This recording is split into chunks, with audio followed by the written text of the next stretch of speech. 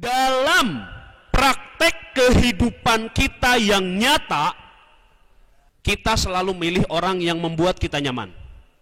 Saya ulangi. Dalam kehidupan nyata, kita selalu mencari orang yang membuat kita nyaman. Ini menunjukkan bahwa sebetulnya nilai yang sebenarnya yang dimiliki oleh manusia itu bukan ada pada kemampuan otaknya. Nilai yang sebenarnya yang dimiliki oleh manusia bukan ada kemampuan kantongnya. Nilai yang sebenarnya yang dimiliki oleh seorang manusia bukan ada pada kemampuan fisiknya. Tapi nilai yang sebenarnya yang dimiliki oleh seorang manusia itu ada pada karakternya, adabnya, akhlaknya, sikapnya. Antum bayangkan dua orang yang paling nyebelin buat antum. Terlepas dia orangnya pinter, terlepas dia orangnya soleh, terlepas dia orangnya kaya, terlepas dia anaknya baik, tapi menurut antum paling nyebelin. Antum bayangkan. Kemudian antum tanyakan, apakah orang ini punya kelebihan secara fisik? Apakah orang ini punya kelebihan secara akademik? Apakah orang ini punya kelebihan secara keuangan? Bisa jadi 3 poin ini dia pinter, ya, dia juga kuat, artinya dia juga kalau secara fisik ya kita kagum gitu ya. Dan dia juga kaya, bisa jadi seperti itu. Tapi kok tetap ya saya sebel sama dia. Kenapa?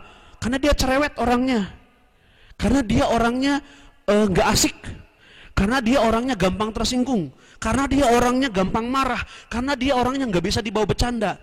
Ternyata ukuran kita dalam menilai orang lain itu ada pada karakternya. Saya ingin berbagi pengalaman saja dengan antum semua. Waktu di sekolah, saya termasuk santri yang secara akademik itu memiliki prestasi yang cukup bagus. Pelajaran favorit saya sama seperti antum, itu matematika, fisika, dan kimia. Plus ilmu komputer ya. Kemudian alhamdulillah Allah berikan karunia dalam memahami dan bisa melatih skill dalam berbahasa, baik itu bahasa Inggris maupun bahasa Arab. Kalau pandangannya subjektif, hanya dari sisi prestasi saja, harusnya saya itu adalah orang yang bakal banyak sekali temennya. Karena dulu saya nggak gemuk gini, dulu saya gagah kayak antum ya. Ini sekarang aja gemuk gitu kan. Dulu saya gagah. Satu-satunya olahraga yang saya sukai adalah olahraga bela diri ya. Harusnya kalau bercermin pada fisik, pada kemampuan otak, dan pada skill, saya ini adalah orang yang paling menarik untuk dijadikan teman. Tapi faktanya 2 tahun kalau ditambah sama MTS berarti 5 tahun saya mondok ya. Dari kelas 1 MTS sampai kelas 2 aliyah, saya nyaris tidak punya teman. Saya nyaris nggak punya teman. Saya memang bukan orang yang bisa dibully. Jarang orang yang berani bully saya ya. Tapi juga saya bukan tipe orang yang enak diajak jadi teman. Pernah diadakan sebuah studi sosial gitu ya. Mungkin di sini juga pernah dilakukan oleh BK. Jadi di kelas saya itu, salah seorang guru BK itu pernah memberikan semacam kuesioner kecil. Jadi satu kelas ibaratnya ya, misalkan satu kelas itu saat itu 30 orang. Ya, saat itu ada 30 orang di dalam kelas misalkan. Kata gurunya gini, coba semuanya ada 30 orang di sini menuliskan 28 nama. Jadi orangnya ada 30, siswanya ada 30, tapi diminta ditulis 28 nama, diurut dari nomor 1, mulai dari teman yang paling antum sukai. Ya, paling antum sukai. Maksudnya saya itu paling senang sama si ini, paling nyaman bersama dia. Sampai nomor 28 paling yang tidak disukai. Kenapa enggak 29? Kan 29 teman, kalau satu orang ngisi berarti temannya 29 ya. Kok cuma 28? Kenapa 28? Yang satu ini teman yang gak mau antum akuin sebagai teman. Ya. Jadi dari nomor 1 sampai 28 itu skala sukanya, nomor 1 paling disukai, nomor 28 paling tidak disukai. Kenapa enggak sampai nomor 29? Nomor 29 jangan diakuin sebagai teman. Dibuatlah 30 orang mengisi itu. Loh kok enggak 30? Ya enggak lah, satunya kan saya sendiri gitu kan. Nah, dibuatlah semua mengisi. Nah, kemudian dibuatlah ranking. siapa siswa yang paling banyak ditulis oleh teman-temannya, dan siapa siswa yang paling sedikit ditulis oleh teman-temannya. Nah, nomor 1 itu namanya tentu saja adalah nama akhwat, ya. Karena ternyata yang dukung dia selain akhwatnya sendiri, ikhwan juga banyak yang dukung, gitu kan. Seperti itu. Nomor 2, nomor 3, nomor 4, terus sampai akhirnya nomor 8. Ada satu nama yang nggak muncul di kertas manapun. Ya. Ada satu nama yang nggak muncul di kertas manapun, dan nama itu adalah nama saya.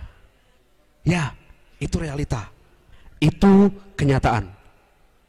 Saya ini menjadi orang yang paling menyebalkan bagi teman-teman saya. Betul. Sedih, iya juga sih. Tapi bukan lebih ke sedih, tapi lebih ke kesel. Oh, gini banget sih punya teman, dulu saya karakternya seperti itu.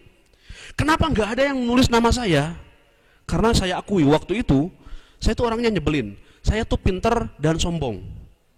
Saya punya kemampuan, cuman sayangnya saya nggak bisa dibully, gitu loh. Kan biasanya kalau misalkan ada anak pinter tapi secara fisik dia biasa-biasa saja, biasanya suka dibully sama teman-temannya ya. Cuman karena saya juga hobinya bela diri, gitu kan, nggak ada yang berani bully. Sehingga mereka kalau di depan ya kayak seneng aja, tapi mereka semua sebetulnya nggak pernah suka sama saya, nggak pernah mau temenan sama saya. Itu dilakukan ketika saya pertengahan kelas 2 aliyah, atau kalau sekarang mungkin kelas 11, persis seperti antum. Dan itu cukup membuat saya down, cukup membuat saya down. Ada rasa yang apa yang salah dengan diri saya gitu. Saya tuh pinter, saya juga bukan orang lemah, saya juga mungkin memang saya bukan orang berada ya, karena bapak saya cuma buruh tani gitu kan. Tapi apa yang kurang dari saya gitu. Ternyata ya setelah dipelajari, kekurangan terbesar saya itu tidak pandai menjaga sikap. Karakter saya itu nyebelin orang, karakter saya itu bikin orang gak nyaman duduk bersamanya.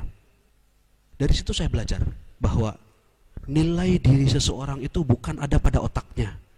Nilai diri seseorang itu bukan ada pada kekuatan fisiknya. Nilai diri seseorang itu bukan ada pada kekayaannya. Tapi nilai diri seseorang di dunia nyata, dalam realita, itu ada pada karakter. Karakter. Antum, kalau mau bertahan, kalau mau sukses, antum tetap harus belajar. Tetap harus kejar impian antum, kejar cita-cita antum. Tapi ada satu poin yang lebih penting dari itu semua. Jaga karakter, jaga sikap, jaga akhlak. Suatu saat antum akan tertampar. Bahkan mungkin antum akan protes seperti yang saya lakukan ketika saya menghadapi kuesioner tadi. Kok bisa sih saya lulusan terbaik kampus ini, IPK saya itu 4.00, saya punya banyak karya ilmiah, kenapa saya nggak diterima di sini? Kenapa Anda nggak mau memperkerjakan saya? Dan jawabannya sangat simpel. Anda orangnya nggak nurut, Anda orangnya ngeselin, Anda orangnya nggak bikin saya nyaman. Secara singkatnya, saya nggak suka Anda. Itu dunia nyata loh. Dunia nyatanya seperti itu. Kita harus siap dengan kenyataan seperti itu. Saya dulu sempat bertanya-tanya ketika awal sekali ikut bela diri pertama yang saya ikuti itu adalah silat gitu ya. Saya diberikan sebuah wejangan yang luar biasa nyeleneh sama pelatih saya waktu itu. Oke, kata dia ya, kita akan mulai latihan pertama. Latihan ini sangat penting. Latihan inilah yang akan membuat antum bertahan hidup. Jadi dia rada lebay gitu ya. Latihan inilah yang akan membuat Anda bertahan hidup. Latihan inilah yang menyebabkan banyak orang berhasil memenangkan banyak pertarungan. Latihan inilah yang menyebabkan banyak orang pergi berperang kemudian bisa pulang ke rumah kembali. Ya. Dia bilang seperti itu, mukadimahnya luar biasa. Oh, kita semangat kan. Saya udah gak sabar aja pengen dapat jurus gitu. Ini jurus apa nih, mematikan banget. Apa latihannya, kata dia? Latihannya silahkan lari sekencang-kencangnya. Loh kok lari? Lari doang? Iya lari. Emang lari bisa dipakai berantem? Enggak.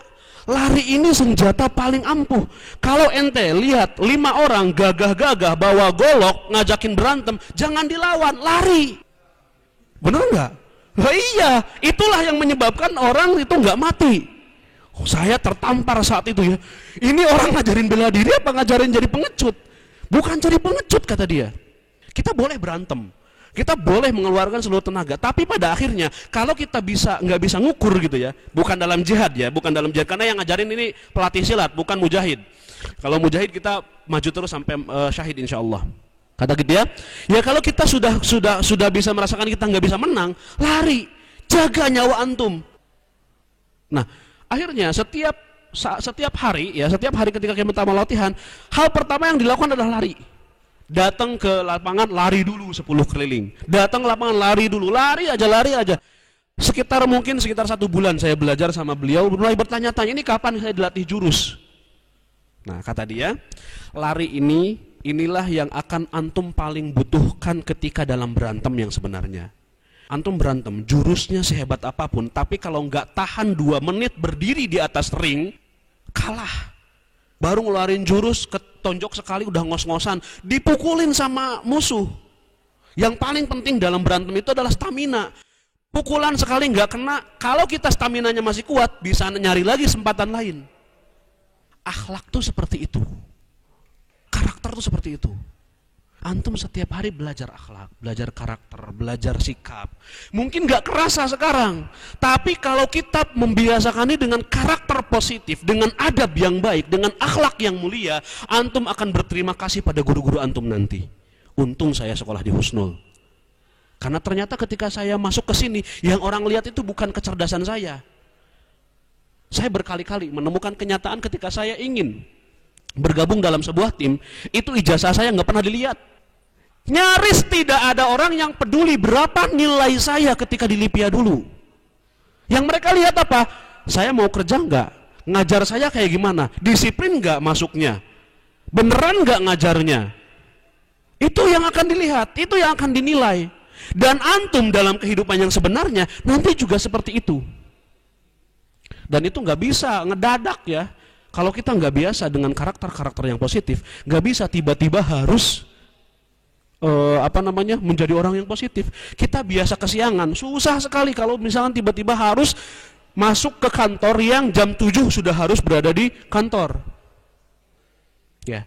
Jadi adab atau karakter ini sesuatu yang harus kita latih, harus kita pelajarin sedikit demi sedikit. Hal yang paling simpel misalkan menjaga wajah. Gimana sih caranya biar wajah saya itu nggak nyebelin ketika orang lihat gitu ya?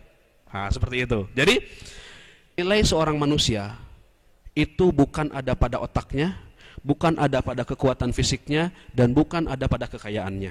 Percayalah, sekaya apapun antum, kalau antum nyebelin, kalau antum bikin orang nggak suka, antum bakal banyak musuh. Sepintar apapun, kalau antum nggak bisa bersikap, maka antum juga bakal banyak musuh. Sekuat apapun antum, kalau antum adalah orang yang tidak membuat orang lain nyaman, percayalah, tidak akan banyak orang yang mau nolong antum. Maka penting sekali, kita belajar karakter yuk, kita belajar adab yuk. Jadi seorang yang baik itu gimana sih? Jadi orang baik itu banyak untungnya. Jadi orang sopan itu banyak kelebihannya. Dan ini akan antum rasakan nanti ketika antum sudah real hidup di dunia nyata. Mungkin sekarang belum kerasa, mungkin sekarang nggak langsung terasa kuat. Sama seperti orang belajar bela diri, lari itu nggak bikin pukulannya kenceng, lari itu nggak bikin tendangannya ampuh, tapi lari itu membuat dia bisa bertahan dalam pertarungan yang sebenarnya.